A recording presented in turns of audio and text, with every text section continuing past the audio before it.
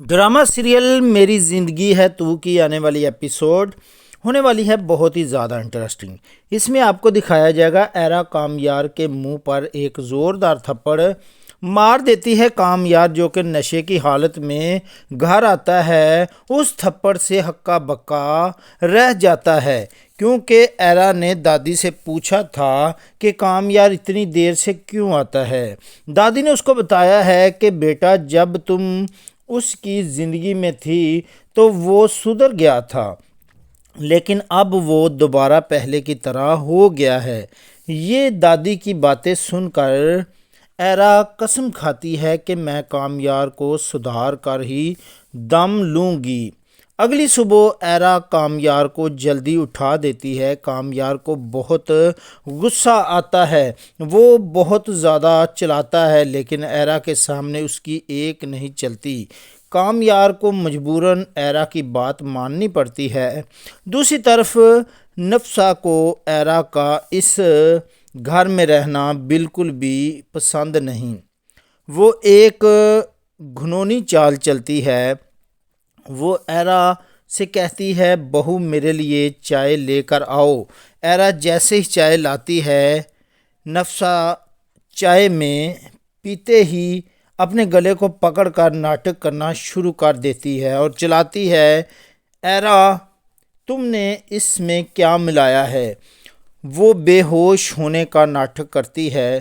سہیل صاحب بہت زیادہ پریشان ہو کر فوراً نفسہ کو ہاسپٹل لے کر جاتے ہیں۔ نفسہ موقع پا کر ڈاکٹر کو رشوت کے طور پر پیسے دے دیتی ہے اور اس سے کہتی ہے، تمہیں بس یہ کہنا ہے کہ چائے میں زہر تھا۔ تب ڈاکٹر پیسوں کے لالچ میں جھوٹ بول دیتا ہے۔ ڈاکٹر سہیل صاحب اور کامیار سے کہتا ہے، ان کو زہر دینے کی کوشش کی گئی ہے۔ یہ بات سنتے ہی کامیار کو بہت زیادہ غصہ آ جاتا ہے اور وہ غصے میں جب گھر پہنچتا ہے تو وہ بنا ایرا کی کوئی بات سنے اسے دھکے دے کر گھر سے فوراً نکال دیتا ہے۔ ایرا روتے ہوئے سڑک پر بے سہارا چل رہی ہوتی ہے اور وہاں پر فریحہ گزر رہی ہوتی ہے اور وہ اپنے گنڈوں کو حکم دیتی ہے کہ ایرا کو کڈنیپ کر لو، اور وہ اسے کڈنیپ کر کے فوراً گاڑی میں ڈال دیتے ہیں۔ اور دادی گھر میں ایرا کے لیے بہت زیادہ پریشان ہوتی ہے۔ دادی اپنے کامیار کے پاس جاتی ہے اور کہتی ہے، بیٹا یہ سب جھوٹ ہے، ایرا کبھی ایسا نہیں کر سکتی، جاؤ اور اسے واپس لے کر آؤ۔ لیکن کامیار غصے میں کہتا ہے، دادی اسی نے کہا تھا کہ وہ مجھ سے شادی کر کے بدلہ لے گی، یہ سب اسی کی چال ہے۔ جب کامیار نہیں مانتا تو دادی عرفان صاحب کو فون کرتی ہے اور پوچھتی ہے کہ ایرا وہاں آئی ہے۔ عرفان صاحب کہتے ہیں، نہیں، ایرا تو یہاں نہیں آئی۔ پھر وہ نابیسن سے پوچھتی ہے، کیا ایرا وہاں آئی ہے؟ وہ کہتے ہیں، نہیں۔ یہ سن کر عرفان صاحب کے پیروں تلے سے زمین نکل جاتی ہے۔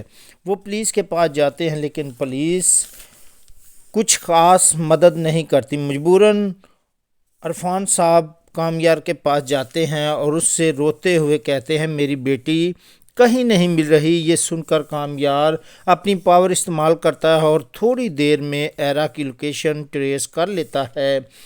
وہ عرفان صاحب اور پولیس کو لے کر اس جگہ پہنچتا ہے۔ اندر کا نظارہ دیکھ کر سب کے رونگٹے کھڑے ہو جاتے ہیں۔ ایرا رسیوں سے بندھی ہوتی ہے اور وہاں پر فریحہ اور خاور موجود ہوتے ہیں۔ پولیس اسی وقت فریحہ اور خاور کو گرفتار کر لیتی ہے اور کامیار بھاگ کر ایرا کی رسیاں کھولتا ہے، لیکن ایرا اسے خود سے دور کر دیتی ہے۔ کامیار معافی مانگتا ہے لیکن ایرا کہتی ہے، میں تمہیں کبھی معاف نہیں کروں گی۔ وہ اپنے ابو کے ساتھ گھر چلی جاتی ہے۔ گھر پہنچ کر ایرا ایک بڑا فیصلہ کرتی ہے۔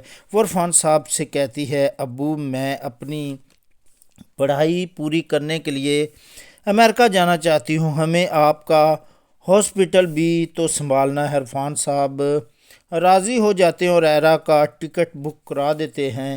جب یہ خبر کامیار کو ملتی ہے تو وہ سن کر بے ہوش ہو جاتا ہے اور اس کے ہوش اڑ جاتے ہیں اور وہ بھاگتا ایئرپورٹ پر پہنچتا اور ایرا کے ساتھ اسی فلائٹ میں امریکہ چلا جاتا ہے۔ ایرا وہاں پر اپنی پڑھائی مکمل کرتی ہے اور کامیار اس کا سایہ بن کر اس کے ساتھ رہتا ہے، اور 1 سال بعد ایرا کے گھر میں ایک پیارا سا بیٹا پیدا ہوتا ہے۔ اس کے بعد وہ پاکستان واپس آتے ہیں اور ایئرپورٹ پر عرفان صاحب اور ان کی ساری فیملی ان کا خوشی سے استقبال کرتے ہیں، اور گھر پہنچ کر وہ ایک شاندار پارٹی کرتے ہیں، اور نفسہ جس کو اپنی غلطی کا احساس ہو جاتا ہے وہ ایرا کو ایک قیمتی انگوٹھی دیتی ہے اور ہاتھ جوڑ کر کہتی ہے بیٹی مجھے معاف کر دو۔ ایرا اسے معاف کر دیتی ہے اور سب خوشی خوشی اپنی زندگی بسر کرتے ہیں۔ اگر آپ کو ہماری ویڈیو اچھی لگی ہو تو ہمارے چینل کو لائک اور سبسکرائب کر لیں تاکہ آنے والی ہر ویڈیو آپ تک جلد پہنچ سکے۔ اللہ حافظ۔